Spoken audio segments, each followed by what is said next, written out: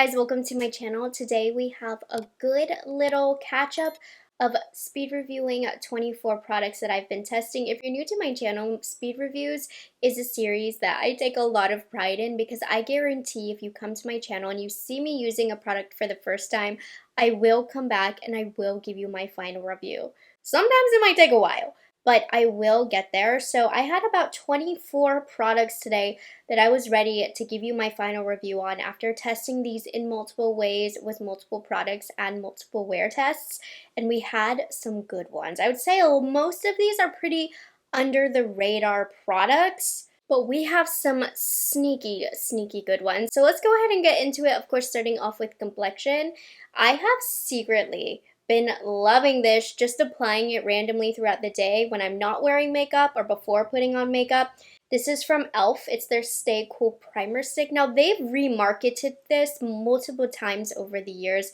I've had multiple packaging styles of this, but I love this product. It's amazing, especially in the summer, because it has a cooling effect on the face and it is lightly hydrating as well. Now, it's not going to transform your skin. It's not going to change your makeup game, but it's just a pleasurable experience to give your skin an extra light shot of hydration, as well as just to give that cooling sensation. So every time they remarket this, I am reminded about it and I repurchase it because it really is refreshing to have in the summer, and it's not too expensive because it is e.l.f. So I've enjoyed having this a lot.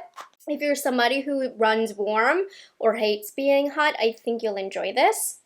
I'm counting all of these as 3 in the review because they serve different purposes, but a few months ago, Makeup Revolution, or I think they're calling themselves Revolution Beauty now as a part of their rebrand, but they came out with these bright light glow drops. And so we have like a highlighting one, a bronzing one, and a blushing one. So I'm going to talk about each individually because I have different opinions on them. The rebrand of Makeup Revolution, right, that's happening to Revolution Beauty, in my humble opinion, has been very successful. I've noticed the packaging is so much more sleek. It feels much more expensive. It's much more on trend, much more mature. But also their formulas have been matching up as well. I used to hate everything that Revolution Beauty, Makeup Revolution launched, but lately I really feel like you're getting a good product for the price point here. So the bright light one, this is a Stardew Gold. So this one I think is supposed to be more highlightery. I love this all over the skin. It's not hydrating. It doesn't dry out the skin. It leans a little towards hydrating, but it's not super hydrating. Like, you still need to have a hydrating base underneath if you have a dry complexion like me. But this gives the prettiest, subtle golden glow to the skin that even looks pretty on bare skin, and I like the way that it makes my skin feel. I actually like this a lot better than some other glowy bases that I've used at a much more expensive price point. I'm surprised how pretty this is on the skin. It's soft, you look a little bit more hydrated, you have a little bit more of a glow. It's not going to show up underneath a very heavy coverage foundation by any means, but it's really pretty underneath the skin tint or on bare skin with maybe a little bit of concealer on. I've been enjoying this a lot. They also have their bright light bronzing drops. So I have the Spice Tan Deep and then the light and medium one. I'll use the deep one if I'm putting this underneath makeup and something that's a little bit heavier coverage. And I like this over top, the light one, over top of makeup. I demoed the light one on this side of my face today. Again, really nice, really smooth, good amount of pigmentation. This works almost more like a liquid bronzer as opposed to a bronzing drops. If you're new here, I'm not the biggest fan of bronzing drops, but I still give my 2 cents on them because so many have launched. I hate the ones that feel dry and that need to be mixed in with other products. To me, it's just an excuse to get you to buy more products. These work really nice on their own. I like them on bare skin. I like them over makeup. I'm not jumping for joy on these, but again, very good product from Revolution Beauty. The one that I'll end up using the least is going to be this rosy pink one. So this one is more for blushing. When I have used it and experimented with it in the past is when I just put a little bit of concealer on the outer parts of my face and then I have the drops on Did that make sense? So like when I use the bronzer and blush drops on bare skin and then I'll use concealer and blend around those areas, that's when you'll find me using this because it's a little too sheer to put over makeup, but it does add a subtle pink tint on bare skin. Once it goes into my general population collection, I don't see myself reaching for this a lot, so there you go, that answers that. But on bare skin, it's okay. But my least favorite of the three different uses for these multi-use drops. Another drop that's been in my collection for quite some time now. Again, I don't love bronzing drops, so these tend to stay in my drawer a little bit longer because there's less opportunities for me to use them because I don't want to. But I have been using the Physicians Formula Butter Glow Bronzing Serum. I've amped it up recently, honestly, just so I could get it out of my speed reviews drawer. This is more like a serum. It's more skincare-y. You saw the difference side to side in my demos. So this one is more of a true serum. It could, if you mix it with a foundation, it could make it a little bit more oily and heavy, which might be actually what you need if you're dealing with a drier foundation and you have drier skin. I like this. It's more sheer. I prefer the Makeup Revolution. Again, once it goes in my general population, the real test is if I'll use it after the fact. And I know I'm not going to, but it's okay. If you like a bronzing drop that feels more like skincare, then I think you'll like this. 2 foundation sticks. I really like foundation sticks when I'm using products that are more droppy like the Revolution Beauty because it's really easy to kind of move around those products. So the first one that I have is from Bosma Beauty and it is the foundation stick. Very beautiful product. For some reason I thought this was going to give super full coverage. It doesn't. It gives like a light to semi-medium coverage if you build it up. It looks really natural, really skin-like. It's very flexible with the skin. It has a nice hydration to it. Really beautiful everyday foundation stick. And I feel like a lot of times everyday and foundation stick, those don't mesh a lot of times because foundation sticks can be a little bit heavier or more dry. But not this. This is almost like a true, I don't want to say tinted moisturizer because it gives a little bit more than a tint, but it does feel like something that's really healthy and lightweight and hydrating on the skin, but in a stick form. It's quite a unique foundation stick in my collection. I don't have another one like this, and I like it. It's highly recommend it for dry skin. It's beautiful on dry skin. The other foundation stick that I've been messing with is the one from Ilia, and it is the Skin Rewind Complexion Stick. This I have mixed opinions on. I've used it sometimes and I've really enjoyed it, and then I've used it other times and I thought it looked kind of thick and heavy. So I think it depends on how my skin is for the day, what other products I pair it with. It's a little temperamental in that way, and I don't like a product that acts like that. I need it to look good just about any other time that I use it. I'll make an excuse for it every now and then because sometimes products just don't mesh, but it's really been 50-50 with this. It gives a light to medium coverage as well, similar to the Bosma, but it just sits a little bit more heavy and drier on the skin.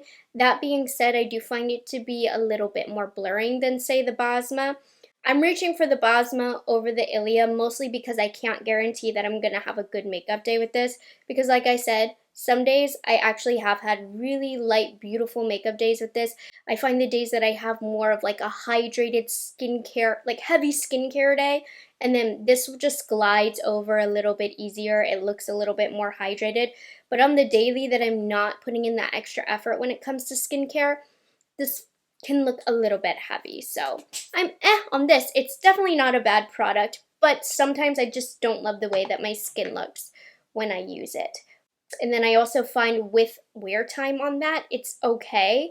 But again, it just looks a little bit cakier towards the end of the day. I find that the Bosma wears better. Oh my gosh, you guys.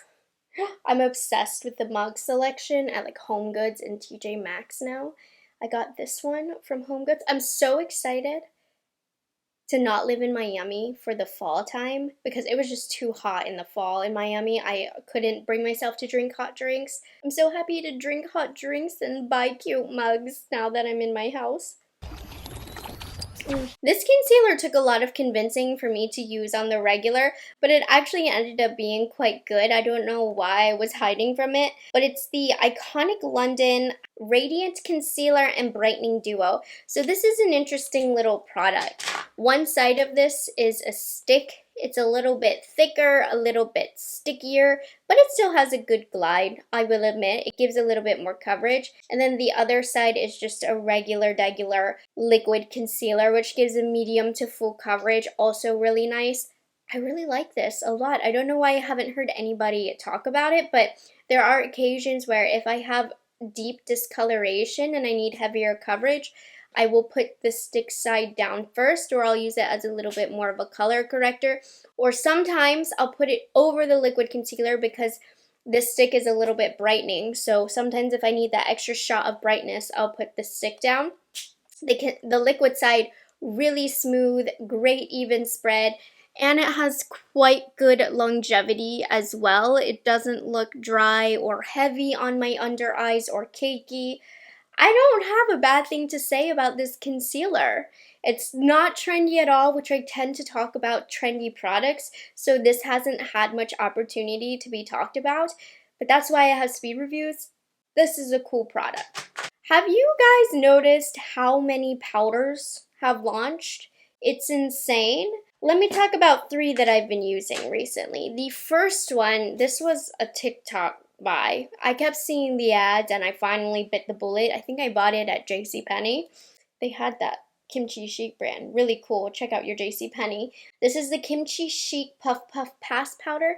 This is beautiful. It's blurring. It's more of like a baking style powder, but it still feels very thin. It's up there like with use of Huda Beauty, the old Givenchy formula. It's similar to that. I don't know if this is better than those, but it's definitely competitive. I'll need to do a side by side, but I really enjoyed this when I wanted that baked style of makeup, really blurred, really smooth. This has been great, and I just love that it doesn't feel too heavy. Phenomenal powder. Another one that I purchased is from Tarte. This is the Creaseless Setting Powder. Creaseless is all you have to tell me to get me to buy a powder, especially if you tell me that it's blurring. And this one was interesting. I bought it in the shade Lavender. Remind me to never do that again, because this lavender shade makes me look dead. It's not flattering on me, but that's a me problem. So let's take more of a focus onto how it actually works. It is quite smoothing. It is quite brightening. This is almost a little bit too slippery for me. I find that when the powder feels a little bit too slippery, sometimes it thins the makeup. I don't know how to describe it, but it makes the makeup lose a little bit of coverage. It doesn't give enough plump to the face. So that's the only negative to this, other than my stupidity of buying the color powder. But other than that, like, the claims are true. It does make the makeup creaseless, and it is very blurring. It's very lightweight, but it's not an all-time favorite powder of mine. And then I have a pressed powder from Rare Beauty that I've been using for quite some time now. It's the Tint Pressed Finishing Powder. My major red flag about this is I bought the lightest shade Porcelain, and this still kind of darkens my makeup underneath. The powder, the formulation itself, very, very nice. I know some people didn't like that I was setting my makeup with this. They're like, it's supposed to be a finishing powder. This is such a good powder. It works beautifully as a setting powder. I'll use it to set my under eyes. It's not like the most blurring on my under eyes that a loose powder can give, but for a pressed powder, it does such a good job of smoothing everything. When I set the face, it blurs it. It's not the most blurring, but it's a little bit more heavy duty. It gives you a little bit of a tint, so it adds some extra coverage. I very much enjoyed this pressed powder. It's really, really nice. And I don't think that my demo in today's video did it justice. I have a TikTok or a short using it, and then you can really see it in action and how it changed my makeup. I have a couple pressed powder blushes. I'm actually quite shocked that this is it, because it's been crazy on the blush market front. But just 2 powder blushes is what I feel comfortable giving a review on. First off is from Nabla Cosmetics. It's the blurring powder blushes. These really are quite blurring, and I don't think when I first talked about these on camera, I was really catching that, of how blurring it was. But the more I've used this, the more I've enjoyed these blushes. They have such a soft finish on this skin, and they do really blur. Maybe not the skin underneath, but the way they apply leaves a blurred effect, so it looks really well blended. But you can also build up a lot of pigment with this as well, especially if you have a deeper complexion. The colors are all very different from one another as well, so they have a great color range. They each serve a different purpose when being applied, and that's difficult to do with blushes, especially with a product that's supposed to be so diffused on the face. Love the colors, looks diffused, really great for beginners as well. If you feel like your blush tends to look a little patchy, these will be great for you. And again, the color range, spectacular. Another blush formula that I've been using is from Flower Nose. It's that brand with the most gorgeous, cute, adorable packaging. So these are from their Midsummer Fairy Tales. I did a whole video, so I've been dispersing the Midsummer Fairy Tales collection throughout my previous speed reviews. So we're on to the Velvet Embossed blushes. I love these blushes. I think they're very pretty. Now, are these a standout blush formulation? No, they're just a regular matte powder blush. They give a good amount of pigment, not too much pigment, but also not too little. These haven't stood out to me as a favorite formula, but I also haven't shied away from using them because they get the job done. They do exactly what I want them to do. It's a standard powder blush formulation. The thing that makes them stand out more than anything is the packaging and embossments, which are gorgeous. But I mean, putting formula against formula, Nabla's formula knocks the Flower Nose out of the park. That being said, Flower Nose still deserves to be in the park though, because it's still a good formula. So that's all I have for complexion. We're going to move on to the very small eye section that I have. We'll start off with what's on my eyes. If I look weird, I have two different colors on my eyes, but I love these little things. So these are from Too Faced. They are the Disco Crush multi-use eye and face glitters. I got these before they launched. They put them out early on my Ulta floor. So Magic Sprinkles is going to be the more golden one, the one on this eye, and then on the other eye, the fun purple with a little bit of a blue duochrome is the shade Show Off. These are a gorgeous glimmer formulation. Glitter, but not too chunky. You can apply these on the bare lid. I don't even have any eye primer on, and these are sticking, and I have zero fallout. It doesn't feel sticky. It just adheres to the lid really well. They have a semi-transparent finish, so you can see a little bit of my skin underneath. Would be gorgeous when paired with other matte shadows underneath. I've worn these with like a bronzer in the crease, and I get asked, what are you wearing on the lid? It's these. Pop a little bit of glitter on, and you look like you spent a lot more time on your makeup. Phenomenal formulation, very finely milled, doesn't give fall off. I haven't applied these anywhere else other than my lid. I'm probably not going to be putting these on my face. Great staying power. I have nothing bad to say about these. If you like a glitter shadow, looking for a single, these Disco Crush ones from Too Faced are awesome. I've played with glitter formulas from Too Faced in the past. Those were kind of chunky and patchy. These are such an upgrade. Oh, I forgot to show you what I used in my eyebrows. Finally, I've been asked for an update a couple times about the L'Oreal Brow Lamination. Very nice. My tip to you is don't apply this after foundation, because I find that when I do have a little bit of foundation, that it will get a little dandruffy in my eyebrows. If I'm careful, or if I don't have any foundation on, this does a really nice job of setting the brows. It's not a really hard, crunchy brow gel, but it will set them down just enough so that they'll last all day. So if you don't like it too hard or too crunchy, I think you would like this. And I feel like this has gotten better with age as well. When I first used this in the beginning, I didn't love it quite as much. I felt like it was a little bit more dandruffy. It didn't have as good hold, but the last month or so that I've been using this, I've enjoyed it. It's quickly become a favorite brow gel of mine. I just want to be careful so that it doesn't get too gunky with this. What's Up Beauty launched 2 new eyeliners. I believe it was in their Egyptian collection. We're talking months back. These have been sitting in my drawer for a while, if I'm being honest. So one of the ones that they launched is a liquid liner in the shade Nebu, which is almost like a glitter liner with green and blue. I find that it's not as pretty now that it's been sitting in my drawer for a little bit. It's been less effective.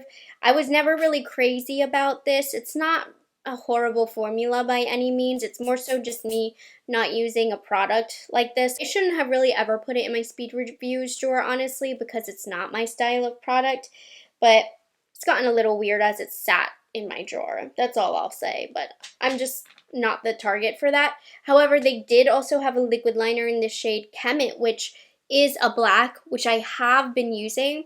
This is an okay liner. It's one where the eyeshadow will cover it, so it doesn't really stay strong. I have some eyeliners that stay strong.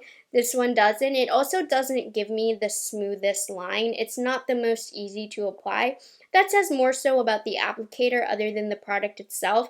The product is fine. It doesn't chip. It remains black throughout the day, but it will get into arguments with glitter and shimmer shadow more so than some of my other liners. So not my favorite liquid liner.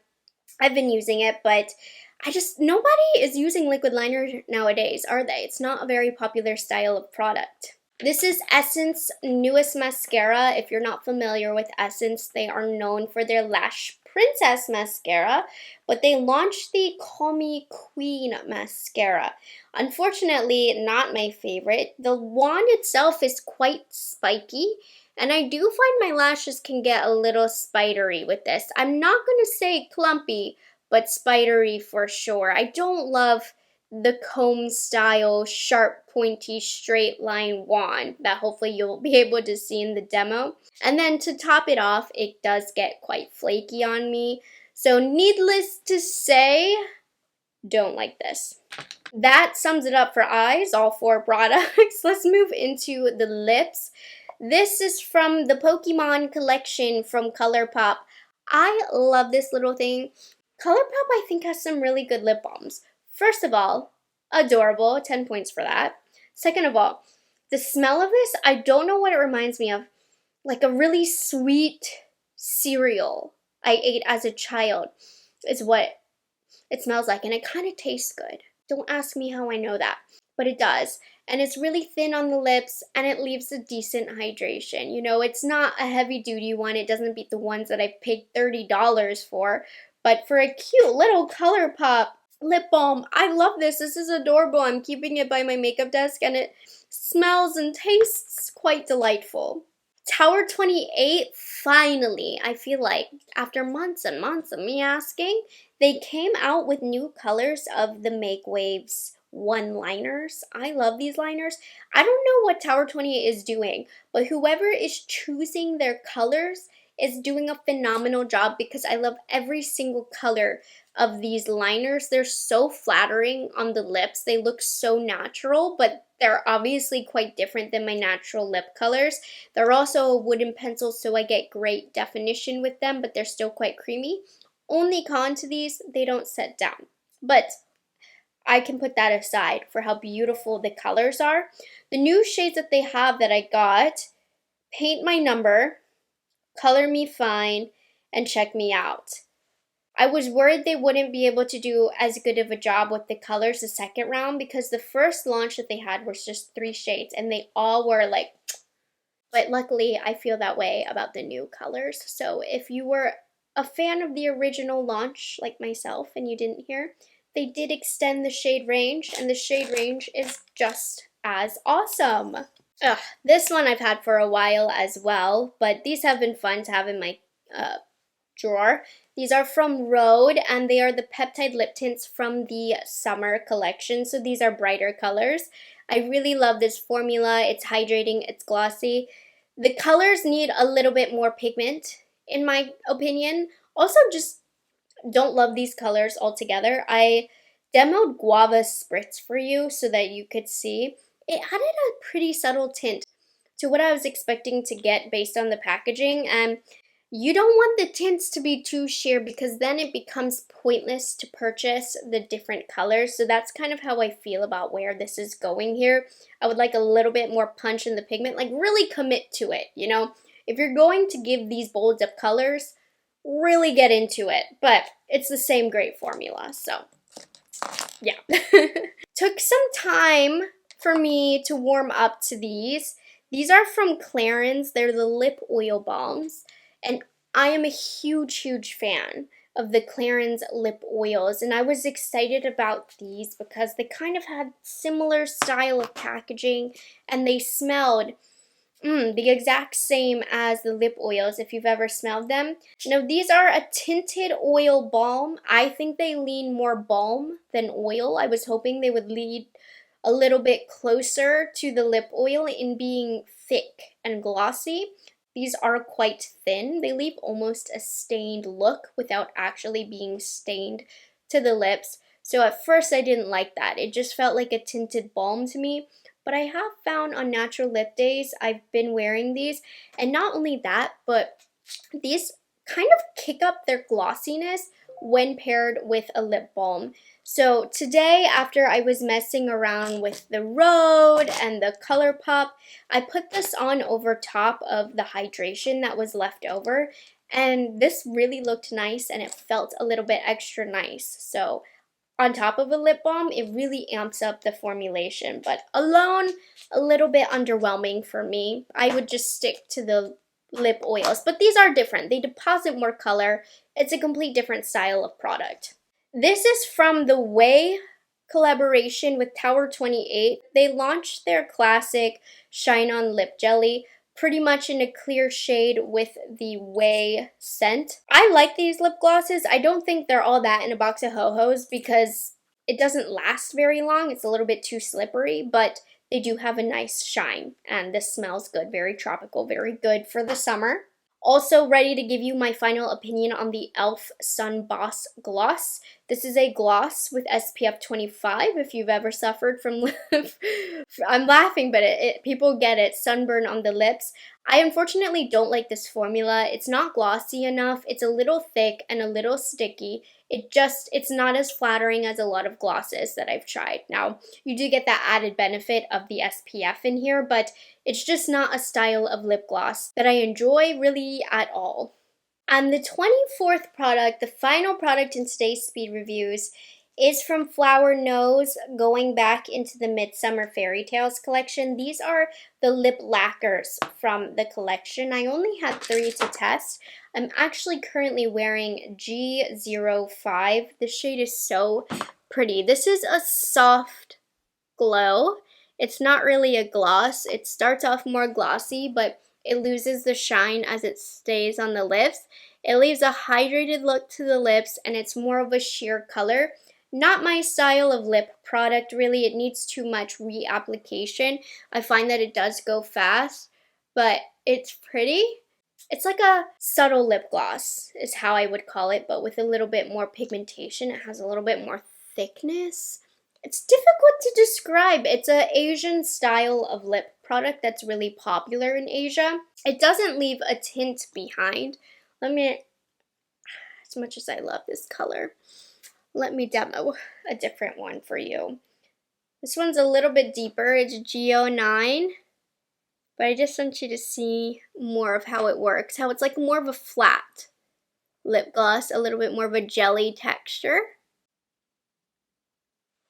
I don't really like the look of this on bare lips. I feel like I really need to shape the lips with lip liner, and then this will add a hydrated look over top, almost like a jelly style of look. I do not like that color as much. But anyways, there we have it.